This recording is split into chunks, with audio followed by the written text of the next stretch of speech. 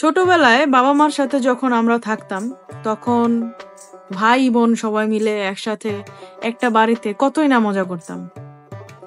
আপনারাও নিশ্চয়ই আপনাদের ভাই বোনদের সাথে এরকম মজা করেছেন, যারা যৌথ পরিবারে বড় হয়েছেন এবং অনেকগুলা ভাই বোন একসাথে একই পরিবারে থেকেছে, তারা এই মজাটা খুব ভালো করে জানেন। কিন্তু সময়ের পালাক্রমে যখন আপনারা বড় হন, নিজেদের মধ্যে দায়িত্ববোধ চলে আসে, নিজেদের ইন্ডিভিজুয়াল সংসার চলে আসে, সেই ভাই বোনরা একটি বাসা ছেড়ে, একটি নীড় ছেড়ে তারা নিজেরা আলাদা হয়ে বিভিন্ন জায়গায় বসবাস করা শুরু করে তাদের নিজের জীবিকার তাগিদে। আমার ক্ষেত্রেও তাই, আমার ভাই বোনরা এক একজন এক এক জায়গায় থাকে। তো আমি এবার একটা ট্যুর করেছি আমার ভাইয়ের বাসায় পাবনা ঈশ্বরদীতে, এবং সেখানে লালন শাহের মাজারে যাই, বিভিন্ন জায়গায় ঘুরতে যাই, খুবই ভালো লাগে। তো যারা যারা এই গল্পটি আজকে দেখতে যাচ্ছেন তারা আমার সাথে চলেন, আমরা গল্পটি উপভোগ করে আসি। আর হ্যাঁ, যারা যারা এক্সডিভি স্কুটার সম্পর্কে জানতে চেয়েছিলেন তারা আমার ভিডিওর এই মিনিটে দেখতে পারেন। এক্সডিভি সম্পর্কে আরো বিস্তারিত আমার এই ভিডিওর শেষে পেয়ে যাবেন। সো যারা যারা এক্সডিভি সম্পর্কে জানতে চান তারা এই মিনিটটা দেখার পরে আপনারা শেষে চলে যেতে পারেন। আর যারা যারা আমার এই গল্পটি উপভোগ করতে চাচ্ছেন তারা আমার সাথে সাথে সম্পূর্ণ ভিডিওটি না টেনে দেখতে থাকুন। কয় বছর সময় লেগে যায়?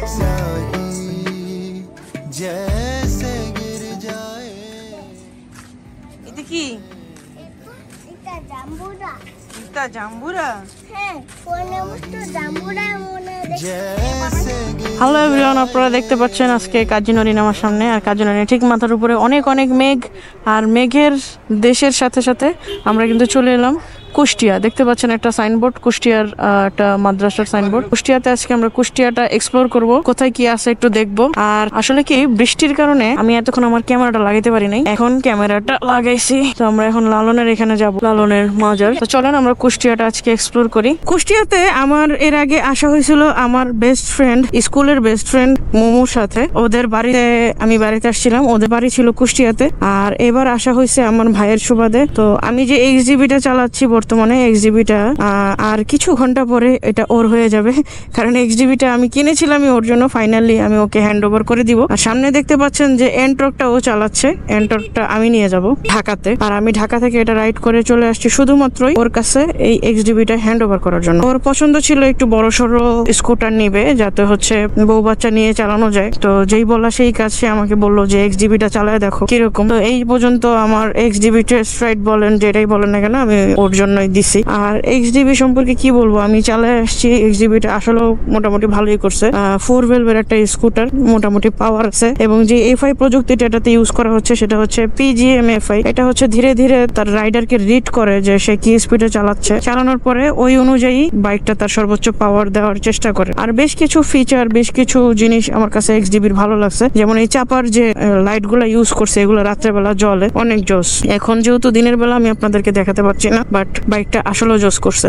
এবং ব্রেকিংটা খুব মেজর জিনিস যে কোনো বাইকেরই। এখানে কিন্তু বশের ব্রেকিং ইউজ করা হয়েছে। আর বশ কিন্তু মানে জার্মানির একটা ব্র্যান্ড, অনেক ভালো ব্রেকিং সিস্টেম এটা, যেটা কিনা আমরা পালসার N250 তে পেয়েছি। পালসার N250 ব্রেকিংটা অস্থির। লালনের মাজারের দিকে যাব। লালনের মাজারটা আর কিছু কিলোমিটার পরে। পিছনে নরিন বসে আমার পচাইতেছে, কারণ আমি ওদের সাথে হোয়াটসঅ্যাপে কানেক্টেড ছিলাম। আমার ভাই একটা ব্লুটুথ কিনছে, সেটা আমি ঢাকা থেকে কিনে নিয়ে আসছি মোটো ট্রাভেলার থেকে। ওদের ব্লুটুথটা খুব ভালো, এটা হচ্ছে ফ্রেডকনের একটা ব্লুটুথ। এই ব্লুটুথ দিয়ে শুধুমাত্র মিউজিক এন্ড হচ্ছে কথা বলা যায়। তো এটা যেহেতু ওর কমিউনিকেটর নাই, তো আমি বুদ্ধি বের করছি যে আমার মোবাইল থেকে ইন্টারনেট আমি নরিনকে দিছি হটস্পট হিসাবে, আর আমার ভাইয়ের নেট ছিল। দেন আমরা সবাই হোয়াটসঅ্যাপে একটা গ্রুপ খুলে গ্রুপ কলে কানেক্ট হয়ে এখন কথা বলতে বলতে যাচ্ছি। যেহেতু নরিন আর আমার এটা পুরনো অভ্যাস কথা বলতে বলতে রাইড করা, তো ওরে তো আর এক ঘোরা করে দিলে হবে না। তো এই জন্য আমরা তিনজনই কানেক্ট হয়ে নিছি। আর এখন যেহেতু আমি আপনাদের সাথে কথা বলতেছি, থেকে ডিসকানেক্ট হয়ে কথা বলতেছিলাম, তো এই জন্য আমার পচাইতেছে যে আমি কথা বললে উল্টাই ফেলাইতেছি আপনাদের সাথে, এই সমস্ত কথাবার্তা আর কি। এখানে নাকি অনেক ভালো ভালো মজার মজার খাবার পাওয়া যায়, আমরা সেগুলো এক্সপ্লোর করার চেষ্টা করবো। ডান দিকে যে মনে হয় বাদিকে ভাবি যেরকম এন্টরকে সারি গার্ডের মধ্যে হচ্ছে পাও রেখে বসতে পারে, এখন যেহেতু দূরের জার্নি এই জন্য ভাবি এভাবে বসছে। নর্মালি উনি সাইড হয়ে বসে। তো এক্সডিবি যে নতুন একটা বাইক, এটার জন্য আমি বাম্পার প্লাস সারি গার্ড অনেক খুঁজছি, পাই নাই। এটা মেবি চায়না থেকে খুব শীঘ্রই নিয়ে আসবে এক্সডিবির যে ওনার, উনি মানে এক্সডিবি কোম্পানির যে ওনার। আর এমনিতে আমি সারি গার্ড বানানোর জন্য বিভিন্ন জায়গায় দেখছি, বাট এত বাজে লাগে, এটাতে সারিঘাট লাগাইলে যেটা বলার মতো না। চলেন আমরা যেতে থাকি, এক্সপ্লোর করতে থাকি কুষ্টিয়া শহর। কুষ্টিয়া শহরটা মোটামুটি সুন্দর এবং ক্লিনই লাগতেছে আমার কাছে। গতবার যখন আমি আসছিলাম আমার বান্ধবীর সাথে কুষ্টিয়াতে, তখন হচ্ছে বাইক ছিল না বিধায় এত জায়গায় ঘুরতে পারি নাই। তখন আমি বাইকার ছিলাম, বাইক চালাতে চালাতে আজকে প্রায় 10 বছর হয়ে গেল। বাট ওদের সাথে আসছিলাম, ওয়াও শিমুল ফুল মনে হয়। তো ওদের সাথে আসছিলাম হচ্ছে বাসে, আমার কথা ক্লিয়ার শোনা যাচ্ছে কিনা। ওদের সাথে বাসে আসার কারণে আমার কুষ্টিয়া শহর এভাবে এক্সপ্লোর হয় নাই। তো এইবার বাইক আনার কারণে মোটামুটি এক্সপ্লোর করতেছি। বিভিন্ন অলিগলিতে রাইড করার আসলে মজাটাই আলাদা। অন্য শহর, অন্য জায়গা, মজাটা অন্যরকম।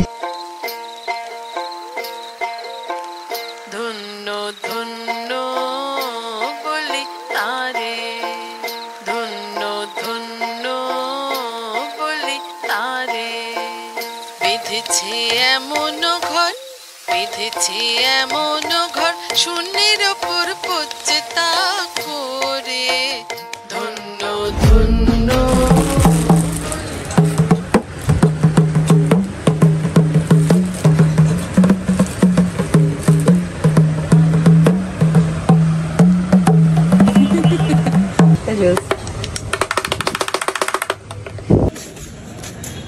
লালন শাহের মাজার আসছি। তো এই মুহূর্তে হচ্ছে এদিকে হচ্ছে অডিটোরিয়াম, আর এদিকে হচ্ছে লালনের মিউজিয়াম। নরেনও ব্লগ করতেছে। আর চলেন আমরা গান শুনি, গান কিরকম হয় একটু দেখে আসি বেটার।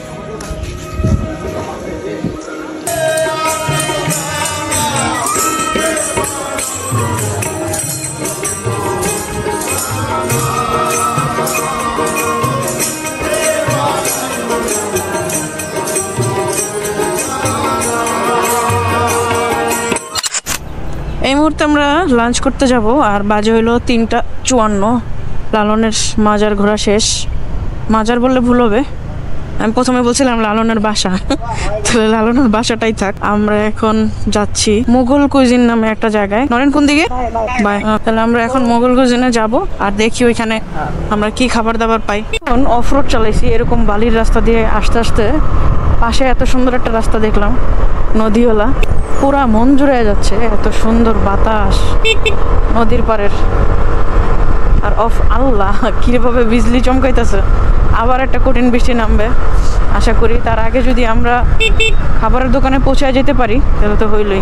বৃষ্টির আগের বাতাসটা এত সুন্দর লাগে। আর এখানে যে লাল লাল গাছগুলো দেখতেছেন, এগুলো আসলে শিমুল ফুল, মানে শিমুল গাছ কিনা আমি জানি না। একদম রাস্তায় পুরো লাল কার্পেটের মতো লাগতেছে, অনেক সুন্দর লাগতেছে, অনেক জোস লাগতেছে। যে কোনো সময় বৃষ্টি নামবে, আমরা জানি না আর কতক্ষণ আপনাদের সাথে কথা বলতে পারবো। আমরা অনেকটা পথ মেঘে মেঘে পার কইরা ফাইনালি মুঘল কুইজিনে যাব এখন। আর মুঘল কুইজিনে নাকি কুষ্টিয়ার ভালো ভালো খাবার পাওয়া যায়, মানে ওদের খাবার মান ভালো। সো আমরা যাই। আর এখানে অলরেডি প্রবেশ মুখেই খাবারের মূল্য তালিকা দিয়ে দিছে, যেটা কিনা বিভিন্ন রেস্টুরেন্টে দেয় না, এখানে দিয়ে দিছে, এই জন্য দেখে ভালো লাগলো। আর মোটামুটি আসো মামুনি, আসো তুমি আসো। ডেকোরেশনটা মোটামুটি সুন্দর। ভাবির মনে হয় বেশি খিদা লেগে গেছে। না আমার খিদা লাগে না, ঘুম পাইতেছে। বাইক চালানি শিখতে পারো না? বাইক চালানি শিখলে আর ঘুম আসতো না। আরেকজন দেখেন এমন প্রফেশনাল হয়েছে, হেলমেট নিয়ে গিয়েছে ভিতরে। সারাদিন বৃষ্টি থাকার পরে রাতের বেলার পরিবেশ এত সুন্দর হতে পারে, সেটা হয়তো পাবনা বেড়াতে না গেলে বুঝতেই পারতাম না। বৃষ্টির কারণে হিউমিডিটি হয় এবং হিউমিডিটি রাত্রেবেলা কুয়াশার আকার ধারণ করে।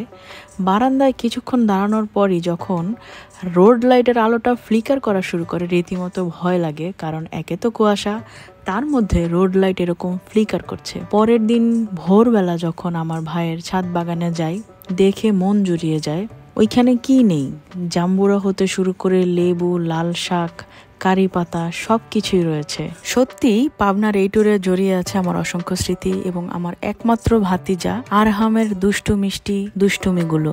ওকে আমি প্রতিদিনই মিস করি এবং এই ভিডিও এডিটের সময় আমি মিস করেছি। আরহাম ফুপ্পি, মিস ইউ সো মাচ। তুমি যদি এই ভিডিও দেখে থাকো, আই লাভ ইউ আরহাম। সবার জন্য দোয়া করবেন। এবং আমার আপকামিং ভ্লগ থাকছে কিভাবে আমি ঢাকা ব্যাক করছি।